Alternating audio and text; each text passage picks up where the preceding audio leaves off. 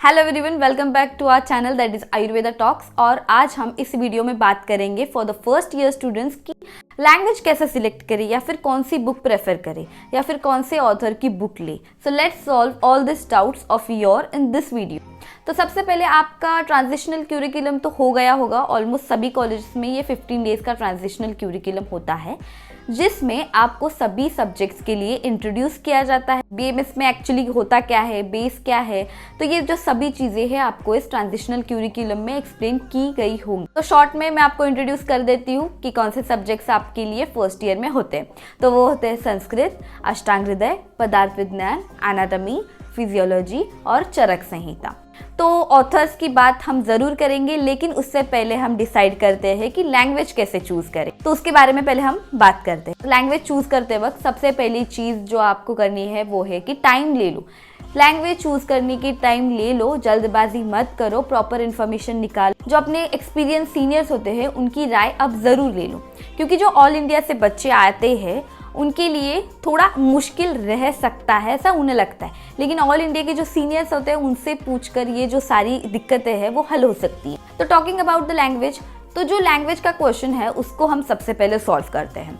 तो बहुत सारे बच्चों का ये क्वेश्चन था कि कैसे, कौन सी लैंग्वेज चूज़ करूँ मैम। तो ऐसा नहीं है कि मैंने बोला कि नहीं इंग्लिश करो, इंग्लिश ही करना है, नहीं, जिसमें आप कंफर्टेबल हो वही करो। अगर कोई आपको आके बोलता है कि नहीं इंग्लिश ही कर, तो आपको लगता है कि नहीं वो अपने अच्छे के लिए बोल रहा है, वो अच्छे के लिए ही बोलेगा, वो ऐसा नहीं कि आपके बुरे के लिए बोलेगा, लेकिन जिसमें आप कंफर्टेबल हो वो चूज़ करो। तो इसके लिए आपको लगेगा ऑब्जर्वेशन, आपको टाइम लेना पड़ेगा, जल्दबाजी नहीं करनी है आपको बुक्स लेने में।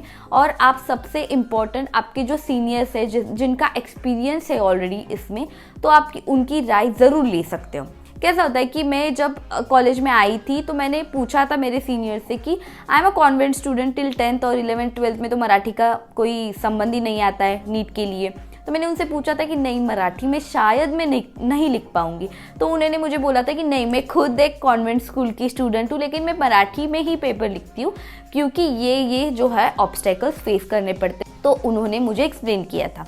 क्या होता है कि मोस्टली जो बुक्स संस्कृत में रहते, मतलब जो श्लोकाज रहते हैं, और मेरी मदर टंग मराठी है, तो हम क्या करते हैं, माइंड में जो है इंग्लिश में पढ़ लो, कितना भी इंग्लिश में पढ़ लोगे, लेकिन हम समझते हैं अपनी मदर टंग में, तो वो इजी जाएगा। यहाँ पे बीएमएस में जब आप पेपर लिखते हो, यूनिवर्सिटी का फाइनल पेपर लिखते हो, यहाँ पे वर्ड्स नहीं देखे जाते जैसे कि 10th तक देखे जाते। यहाँ पे जो है लॉजिक देखा जाता है, यहाँ पे आपको क्या समझ में आया है ये देखा जाता है, लैंग्वेज नहीं देखी जाती।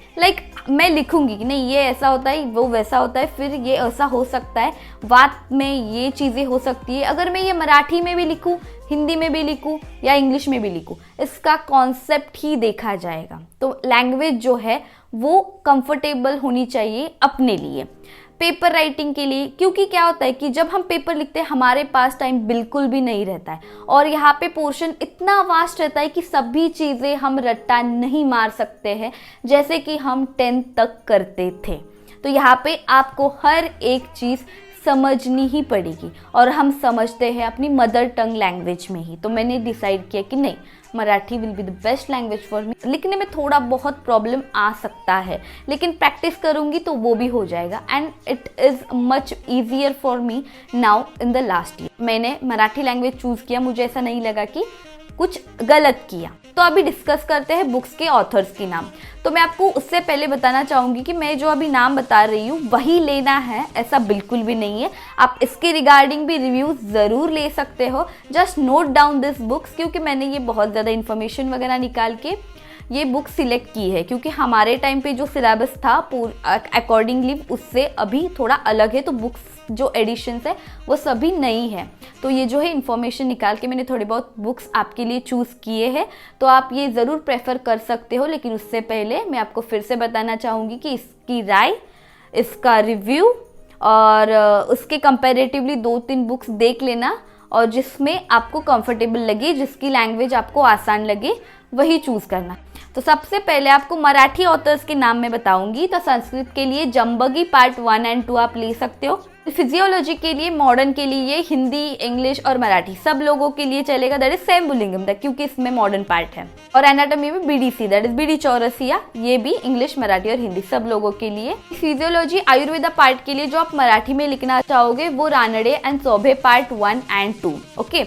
और एनाटॉमी के लिए शिम्पी पार्ट 1 एंड 2 आयुर्वेदा के लिए। अब ये जो बुक्स है वो ज़्यादा इन डिटेल नहीं है, ये ग्रंथों में से निकाला हुआ सार आप कह सकते हो, तो ये आपके लिए exam point of view best है। आप मॉडर्न की जो बुक्स है बीडीसी, आप खरीदने से पहले आप लाइब्रेरी में जाके ये बुक्स चेक कर सकते हो कैसी है, क्या है, and then you can purchase it. और आयुर्वेदा पार्ट की जो मैंने बताई एनाटॉमी के लिए शिम्पी पार्ट 1 एंड 2, ये exam point of view best है और इसमें Ayurveda part plus modern part दिया गया है, ओके। सो अष्टांग के लिए मराठी में गाडगीळ और जोशी, ये दोनों ऑथर एक ही सब्जेक्ट के लिए है।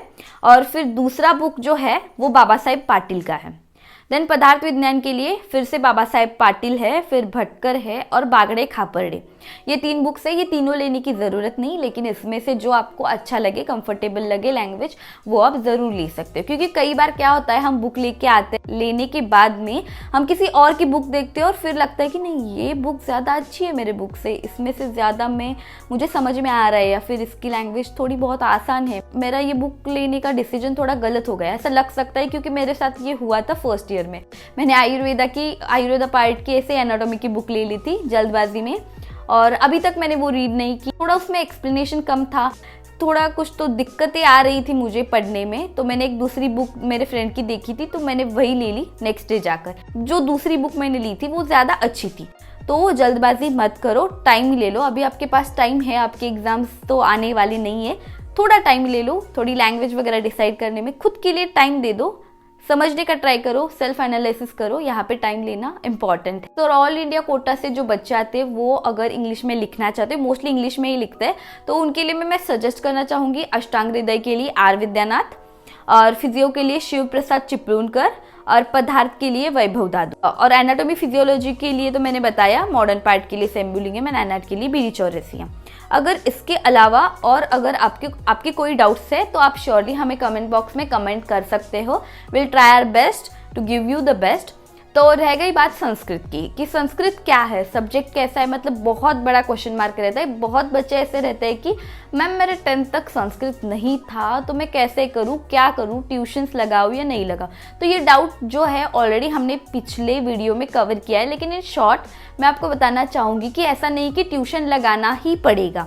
आपको थोड़ा बहुत भी अंदाज़ा आ जाए कि सब्जेक्ट क्या है, क्वेश्चन पेपर किस तरीके से होता है और क्वेश्चंस कैसे आते हैं, आपको क्या पढ़ना है, ये बेसिक चीज़ें आपको पता चल जाए तो भी आपका ये जो है हो जाएगा। और सिर्फ ऐसे संस्कृत के जो है 2 पेपर्स रहते हैं। आप बहुत ऐसे बच्चे हैं जो बिना ट्यूशन्स के संस्कृत जिन्होंने पास किया है, लेकिन आपको अगर सेफ साइड में रहना है, आपको कॉन्फिडेंस नहीं है, लो कॉन्फिडेंस फील हो रहा है कि नहीं संस्कृत खुद से नहीं हो पाएगा, तो अभी आप ट्यूशन्स ज़रूर ज्वाइन कर सकते हो जो कि अफोर्डेबल है। क्योंकि कई बार क्या होता है, जो टीचर्स लोग रहते हैं, मतलब प्राइवेट टीचर्स, हमारी इस मजबूरी का फ़ायदा ले सकते हैं, क्योंकि संस्कृत हमें बहुत ही डिफ़िकल्ट सब्जेक्ट लगता है और मोस्टली प्रेफर करते हैं बच्चे कि ट्यूशन्स जाए, तो इसका फ़ायदा लेकर बहुत ज़्यादा फीस वो बता सकते हैं। तो थोड़ा बहुत अपने फ्रेंड्स के साथ, अपनी सीनियर्स के साथ इसके रिगार्डिंग डिस्कशन करना बहुत ज़्यादा इम्पॉर्टेंट है। तो ट्यूशन्स लगाना इम्पॉर्टेंट है या नहीं है, ये खुद से डिसाइड करना है। और आपको कुछ दिन के बाद लगे कि नहीं खुद से नहीं हो रहा है, तो आप ज़रूर ट्यूशन ज्वाइन कर सकते हो। तो ये जो ऑथर्स मैंने अभी बताए वो डिस्क्रिप्शन बॉक्स में हम ज़रूर डालेंगे। इसके अलावा कोई और डाउट्स हो तो ज़रूर पूछ सकते हो, will try our best to solve it out. Thank you and all the best.